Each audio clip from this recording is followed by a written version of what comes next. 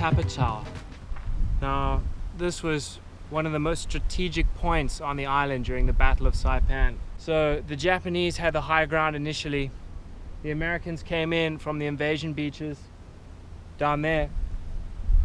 And from here, the Japanese could direct their artillery fire and monitor all of the Americans' movements. So the Americans had to fight up this hill, up these two valleys here, one of which was named Death Valley for the amount of American troops that were slaughtered. All the advantage was to the Japanese, all the gunning placements, you know, the machine gun holes. The Japanese were dug in, and the Americans had the hard task of fighting uphill. You know, having the high ground is probably one of the oldest and most famous military strategies in the books, and the Japanese had that to their advantage.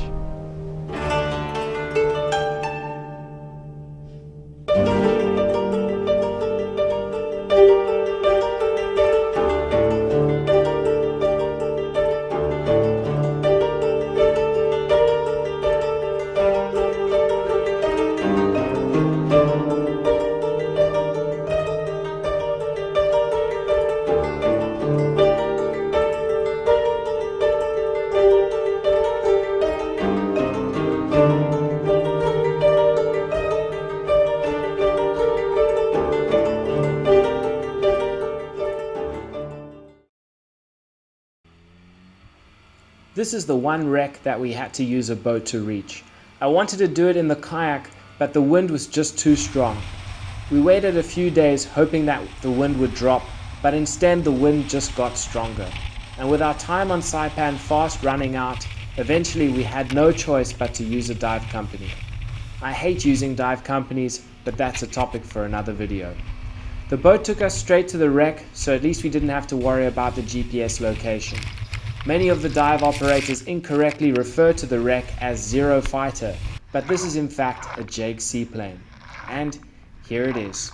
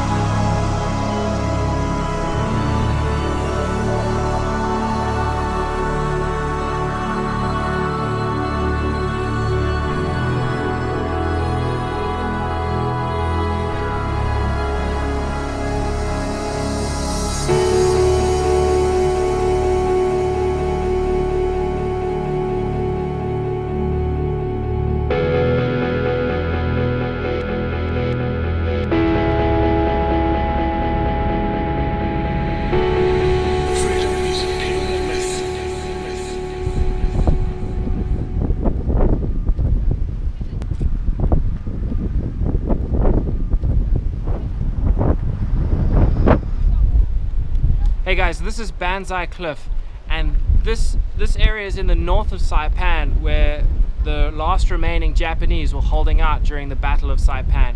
The Americans invaded from the south, and the north was where the last command post were and where the last remaining Japanese were held up. As the Americans came from the south northwards and the Japanese realized that there was no hope of resupply and that attack was pointless, the Japanese started to commit suicide by jumping off this cliff. Both military and civilians committed suicide here. So this site is of great significance to the Japanese, and around me you can see all the memorials that remember that day. Over there up above, that's Suicide Cliff, and that was also a point where the Japanese committed suicide from. And we're going to go up there and have a look.